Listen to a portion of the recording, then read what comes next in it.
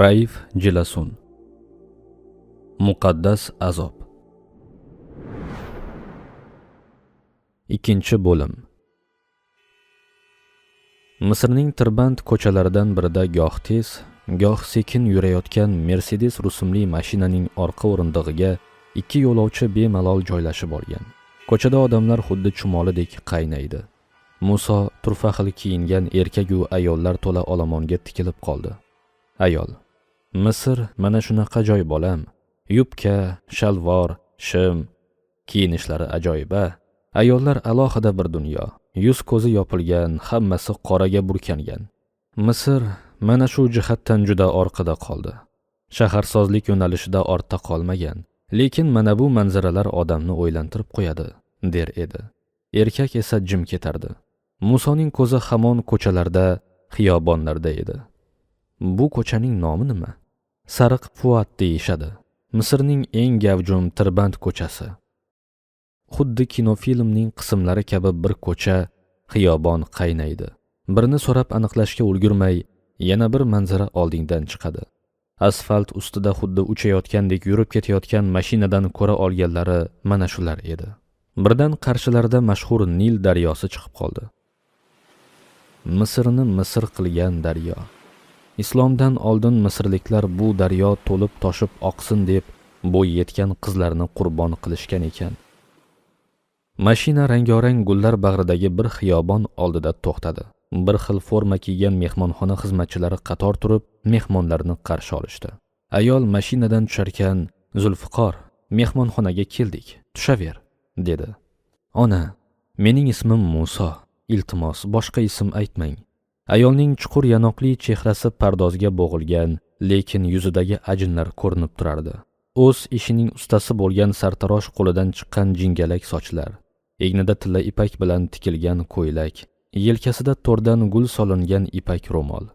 Bu ayol sudanliklar yaxshi ko'radigan buyuk bir insonning, qahramon bir oilaning kelini, Musoning onasi Xayriniso xonim edi. Mashinadan tushgach, mehmonxona oldida ketma-ket turgan ikki mashina yaqinlashdi. Ichidan zamonaviy kiyingan erkak-u ayollar tushib, hammasi Musoning oldida qator bo'lib turishdi. So'ng boshlarini egib salomlashishdi.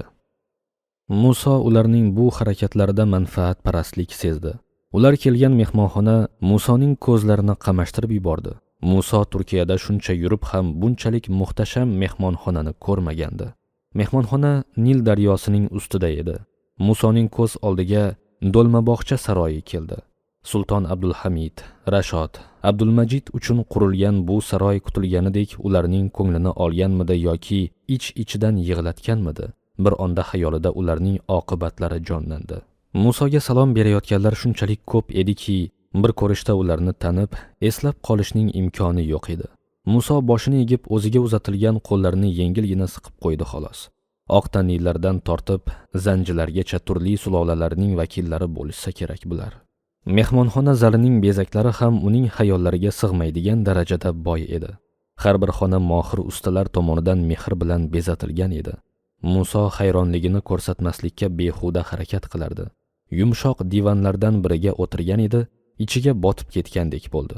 Uning qo'lini o'pish uchun navbatda turgan ziyoratchilarning hech biriga qo'l bermadi. Hammasiga kulib qarab, qo'llarini siqib qo'ydi xolos. Mehmonxonada u hozirgina kelgan ko'chalarda yurgan o'rangan, hijobli ayollarning hech biri yo'q edi. Hammasi ochiq-sochiq kiyingandi. Ular Musoning qarshisida o'tirib, iltifot ko'rsatayotgandek qarashlar bilan Sudanning kelajakdagi rahbarini tomosha qilishardi. Bir yosh xonim Musoga sigaret taklif qilganda, Muso ataylab sal keskinroq rad etdi. Ko'p o'tmay kumush patnisda likyor olib chiqishdi. Muso boshini tik tutib, ichmayman dedi.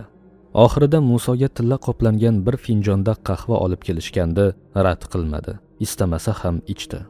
Muso qahvani og'ir-og'ir ho'plarkan, ko'zi sudanlik zanji qizlarda edi.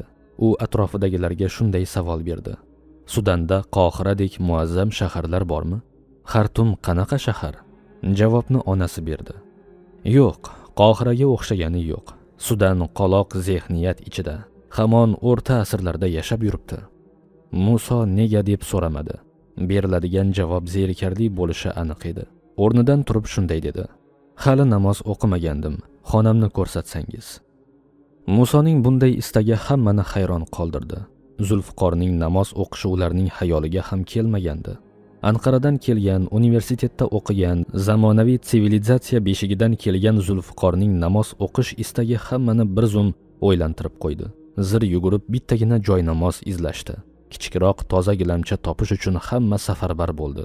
Nihoyat eski bir joy namoz topib, uning xonasiga olib kelib qo'yishdi.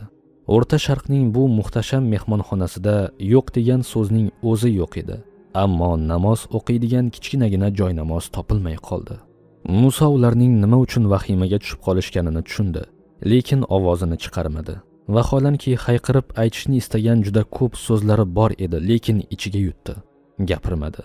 Bir kuni kelib o'zi hokim bo'ladigan Sudan mamlakati aholisining ko'pchiligini tashkil etadigan sudanlik zanjilarining qalbini og'ritgisi kelmadi. 16 yoshlardagi, bug'doy rang, toza kiyingan bir bolani uning xizmatiga berib qo'yishdi. Muso yotoqxonaga kirganda ham boya kiraverishda ko'rgan zaldan kam bo'lmagan bezaklarni ko'rib to'xtab qoldi. Yotadigan o'rni, ish stoli, divanlar, devorlarda ko'zlarni qamashtiruvchi suratlar, chinni va billur vazalar, rangorang gullar. Hashamatning eng a'losi shu yerda edi. Xonaning o'ngu so'li ko'zgu bilan o'ralgan, qayerga qarasa o'zining aks ko'rinardi. Bunchalik hashamat to'la mehmonxonada birgina eski narsa Musoga berilgan joy namoz edi. Muso tahorat qilayotib, qo'lida sochiq ushlab turgan boladan namoz o'qiysanmi deb so'radi. Bola hech ikkilanmasdan, "Ha, lekin bu yerda emas" deb javob qaytardi. Muso bolaga hayrat bilan qaradi. Nima uchun? Mehmonxonada namoz o'qish taqiqlangan. Bu so'zlar Musoning yuragini ezdi. Og'zini ochishga ulgurmasidan bola gapida davom etdi. Bu mehmonxonada bir lahza ham qolgim kelmaydi, lekin majburman. Otam qamoqxonada. Nima jinoyat qilgan? Nega qamashgan? Allohning yo'lidan qaytmagani uchun.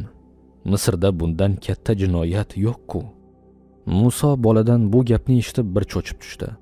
Musulmonlar davlati bo'lgan Misrda Qur'on buyurgan ishni qilish jinoyat bo'lsa, aqlga sig'maydi, dedi o'ziga o'zi. Muso bolani maqtadi. Barakalla yigitcha, sirayam xafa bo'lma. Har doim ham shunday bo'lmaydi. Misr juda ko'p fir'avnlarni ko'rgan. Ular ham Allohning amrini oyoq osti qilgani uchun bir kuni albatta jazosini oladi. Muso turib namoz boshladi. Bola esa uni hayrat bilan tomosha qilib turdi. Chunki mehmonxonaga ishga kelgandan beri bunday mijozga duch kelmagandi. Namozdan keyin bola so'radi. Sizni Sudan bosh vazirligiga nomzod deyishyapti. Shu gap to'g'rimi? Bola Musoga ma'qul kelib qoldi. Bilmadim. Sen nima deysan? Munosibmanmi? Mendan kim so'rab o'tiribdi? Lekin men bir narsani bilaman. Tepaga ko'tarilganlar Allohni unutadi. Bola shunday deb birdan jim bo'lib qoldi. Keyin ketishga ruxsat so'radi. Biror ishingiz bo'lsa eshikning oldidaman. Taqillatsangiz yetib kelaman. Alloh ofiyat bersin. Bola ortiqcha gapirib qo'ymadimmi deb qo'rqib ketgandi. Chunki otasi ham shuning uchun qamalgan. Muso xonada yolg'iz qoldi. Juda charchagan bo'lsa ham anchagacha uxlay olmadi. Bir qancha muammolar miyasida charx urardi. Sudanga bormay turib u yerni o'rganishni istadi. Misr unga Sudanga bormasdan ham juda ko'p narsani o'rgatishi mumkin ekan. Muso saharlab uyg'onib, atrofdagilarga ko'rinmasdan mehmonxonadan chiqdi. Yo'lda bir odamdan so'radi. Sariq Fuatga qanday boriladi? Ancha uzoq, charchab qolasiz. Saldan keyin tramvay yura boshlaydi. Shunda bemalol borasiz, dedi. Muso bir taksini to'xtatdi. Sariq Fuatga, dedi-yu mashinaga o'tirdi. Muso bu yerda o'zi kutgan odamlarni topa olmadi. Do'konlar endi ochilayotgandi. Kiyim-kechak bozoriga kirib, biroz kiyilgan, kir-chir ko'ylakni tanlab sotib oldi. Bir chetga o'tib, o'sha ko'ylakni kiydi. Mehmonxonadagi vahima. Musoning tong saharlab chiqib ketganidan bexabar onasi Xayriniso xonim, "E'tibor berdilaringmi?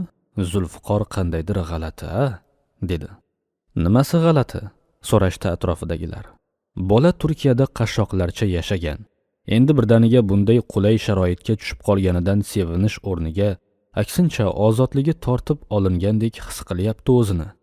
Hamza G'onaviy shunday dedi: "Menimcha bu uning qattiq charchaganidan desak to'g'riroq bo'lardi, xonim afandi.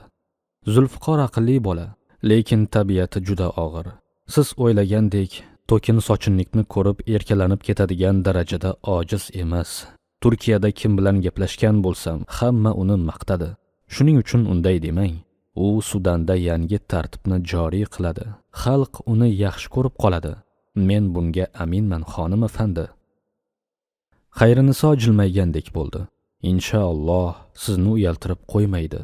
Turkiya va Misr uzoq yillar davomida birga yashagan ikki millat.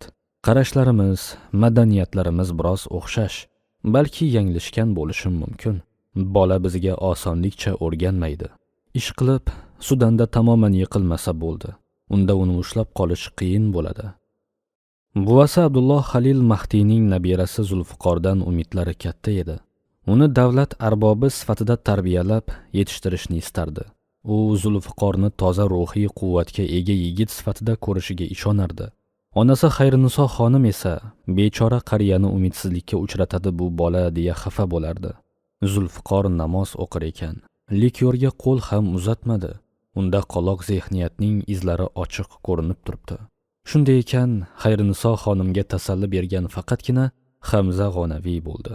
"Hali bir odam bo'lsin, ko'rasiz, jo'jani kuzda sanaydilar", dedi u. O'sha kecha odatdan tashqari erta yotishgandi. Ertalab uyg'onishganida quyosh chiqqan, derazalardan xonalarga go'yo qizib turgan lava oqib kirardi. Hamza G'onaviyni Xayriniso xonim uyg'otdi. "Hamza! Hamza! Zulfiqor yo'q. Yotog'i bo'mbo'sh. Qachon uyg'ondi, qachon qayoqqa chiqdi, hech kim ko'rmabdi, hech kim bilmayapti. Bu bola yana Turkiyaga qaytib ketgan bo'lmasin. Muso qayoqqa ketishi mumkin?" Xayriniso bir narsalar deyishni, vaziyatni bostirishni istardi, ammo bir og'iz ham so'z aytolmasdi. Yutinib turar, ranglari ko'karib ketgandi. Butun mehmonxona oyoqqa turdi. Vahima va hayajon vaziyatni battar chigallashtirardi. Bu xabar bir pasda gazetalargacha yetib bordi.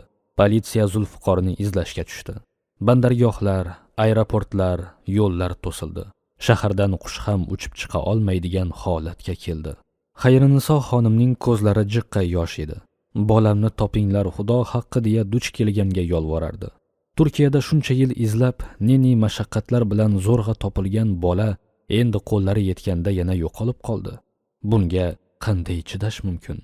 Endi nima qilamiz? Yangi ufqlar sari. Muso xuddi misrlik bir faqirga o'xshab qoldi. Rangi ham biroz qoramag'iz bo'lgani uchun uni misrliklardan ajratish qiyin edi. Arabchani ham yaxshi gapirardi. Uni bu kiyimda ko'rganlar ertalabdan ish izlashga kelgan bir g'arib deb o'ylashi aniq edi. Muso Sariq Fuat ko'chasida teshkulcha sotuvchining yoniga bordi. Yog'li lochira sotib olib, bir tishladi-yu, yoqmagandek yuzini burishtirdi. Sotuvchi uning ahvolini ko'rib shubhalandi. "Yoqmagandek ko'rinyapti, birodar. Axir bu lochira Abdulg'afforxonning mashhur tandirida pishirilgan. Sen misrlik emassan shekilli", deb so'radi. Muso pinagini buzmadi. "Yo'q, misrlik emasman. Ko'rinib turibdi. Lochirani yoqtirmaganingdan bildim. Lekin Misrda ko'p yursang o'rganib qolasan. Keyin Abdulg'afforxonning lochirasini izlaydigan bo'lasan." "Kim o'zi u Abdulg'afforxon?" Sotuvchi Musoga bir qarab qo'yib shunday dedi. "Misrga nega kelding o'zi? Turist desam unchalik o'xshamaysan. Tilanchiga ham o'xshamaysan. Misrda tanishing, qarindoshing bormi?" "Ish izlab keldim. O'zimga mos biror ish izlayapman." Sotuvchi yelkasini qisdi. "Ish topish qiyin. Qohirada ish izlaydiganlar soni 1000 ta. Sen shaharning chiroyli ko'rinishiga qarama. Misr faqirlar qaynaydigan o'lka. Sudan kapitalistlari paxta dalasida ishlaydigan ishchilarni Misrdan olib ketadi." Bu gap Musoning e'tiborini tortdi. U izlaganini topgandi, lekin buni sezdirmaslik uchun kulib qo'ydi. "Qohirani unchalik yerga urma. Misr boylar qaynaydigan joy-ku. Nil daryosining o'zi yoq butun dunyoga arziydi." Sotuvchi qattiq kulib yubordi. "Juda boplading-ku mehmon. Ha, to'g'ri, lekin bu o'lkaning belini bukayotgan ham o'sha Nil. Oqadi, lekin faqat boylarga qarab oqadi. Ishchilar faqatgina tuproq qaziydi, boylar esa tilla-yu javohir teradi. Mana senga ularning farqi. Boylar ishchining haqqini bermaydi demoqchimisan? Musulmonlar Misrda shunaqami? Og'ayni, sen yo g'irt ahmoqsan, yo meni gapirtirmoqchi bo'layotgan aqllilardansan. Sen bilgan musulmon boylar tarixda qolib ketgan. Avvallari musulmonlar uyiga tashigan narsasini qo'ni-qo'shni ko'rmasin deb yashirgan. Yaxshi yomon kunda borini birga baham ko'rishgan. Kiyimlari ham unchalik farq qilmagan ekan. Boyu kambag'al hammasi birga bir oiladek yashashgan ekan. Kibr degan narsa bo'lmagan ularda. Ishlatgan ishchisining haqqini to'liq to'lagan. Alloh roziligi uchun ish qilish, muhtojning og'irini yengil qilishdan zavqlanishgan. Qani, bugun menga ana shunday boy musulmonni ko'rsatchi. Bugun faqat foyda, pul hukmdor. Pul Alloh degan tuyg'udan ham oldinga chiqib qolgan. Odamlarning tilida kommunizm degan gaplar aylanib yuribdi. Bu baloni o'sha kallasi yo'q boylar chiqaryapti. Yana uyalmasdan gap kelganda musulmonlikda hech kimga gap berishmaydi. Muso bolaning ko'p gapirishidan xursand bo'ldi. Izlayotganimni topdim deya bolaga e'tibor qilgisi keldi. Lekin teshkulcha sotuvchi bola Musoni quvonchini uzoqqa cho'zmadi. Ko'p gapirvordim birodar, devorni ham qulog'i bor, jim yurgan ma'qul. Omadingni bersin, dedi-yu tez-tez qadam bosib baqirgancha nari ketdi. Yangi lochira, Abdulg'afforxon lochiralari! Muso duch kelgan tomonga qarab yurdi. Atrofida o'ziga o'xshagan kir-chir, yalangoyoq ish izlayotganlar, tilanchilar, hammollar, sayyor sotuvchilar juda ko'p edi. Sal tuzukroq kiyingan odamni ko'rishsa, uning ortidan yugurishar, yuki bo'lsa ko'tarishmoqchi bo'lishar, tilanchilik qilib bo'lsa ham undan foydalanib qolishni istashardi. Muso ancha vaqtgacha ularning orasida aylanib yurdi. Sotuvchi bolaga o'xshab ko'proq gapiradigan odam izladi, lekin topa olmadi. Ba'zilar bilan qisqa-qisqa gaplashdi. Ba'zilaridan esa gap eshitdi, ba'zilari esa hatto uni quvib soldi. Ba'zilar unga "Ko'rmayapsanmi? O'zim ham non topish ilinjidaman, kechirasan", deb indamay ketaverishdi. Quyosh bor kuchi bilan qizdira boshladi. Odamlar biroz kamayib soyaga chekinishdi. Musoning qorni ochdi. Bir chekkada tovoqlarda nimadir tarqatilayotganini ko'rib, o'sha tomonga yurdi. Odamlar yerdagi o'rindiqlarga o'tirib, quruq loviyaga o'xshagan narsani ishtaha bilan yeyishardi. Muso ham o'sha ovqatdan bir tovoq olib boshqalarga o'xshab yerga o'tirib yeya boshladi. Bu yerlik xalqning ful degan taomi ekan. Ful arablarning milliy taomlaridan biri. Asosan faqir fuqaroning ovqati bo'lsa ham Misr xalqining dasturxonidan uzilmaydigan taom ekan. Ba'zilar uni qoshiq bilan, ba'zilar esa qo'li bilan ham yer edi. Avvaliga Musoga qo'lda yeyish biroz yoqmadi. Bir kishi uning burun jiyirganini ko'rib kulib qo'ydi. Yoqmadi shekilli. Misrlik masliging ko'rinib turibdi. Misrda ko'p yuradigan bo'lsang, o'rganib ketasan, yaxshi ko'rib ham qolasan. O'zi yomon ovqat emas, dedi. Muso gapirgan odamga kulib qaradi. Deyarli o'zi bilan tengqur zanji yigit ekan. "Ha, musofirman, unchalik o'rgana olmayapman, lekin o'rganib ketarman", dedi. So'ng kim bilan gaplashyapman deb so'radi. "Ismim Abbos, sudanlikman. Misrda ish izlayapsanmi yoki qarindoshing bormi?" Uning sudanlikman deyishi Musoni biroz cho'chitdi, lekin bir tomondan bunga xursand ham bo'ldi. Abbosning lablari qalin, rangi qop-qora edi, lekin yuzi istaraligina edi. Uning ham egnida birgina oddiy ko'ylak ekan, lekin top-toza. Kambag'al odam emasligi ko'rinib turibdi. Muso sudanlik yigitga yana kulib qaradi. "Ish izlayapman. Bu yerda hech kimim yo'q", dedi. Sudanlikning ko'zlari katta-katta ochildi. Musoga qarab kulimsiradi. "Men senga ish topib berishim mumkin. Menga yoqib qolding. O'zim jurnalistman. Foto, kino kameralarimni ko'tarib yurasan. Kundalik pulingni keragidan ortiq beraman. Qalay, bo'ladimi?" Muso sudanlikning jurnalistman degan so'zini eshitib shubhalanib qoldi. "Yo'q, sumkangiz ancha og'ir. O'zi charchaganman. Ertadan boshlasak bo'ladimi?" Sudanlik zanji lablarini burdi. "Tuppa tuzuk, aqlli yigitga o'xshaysan. Bunaqangi imkoniyatni odamlar izlab topa olmaydi-ku, sen bo'lsa rad qilyapsan." Muso hali bu deb bir qancha bahonalar aytgan bo'ldi.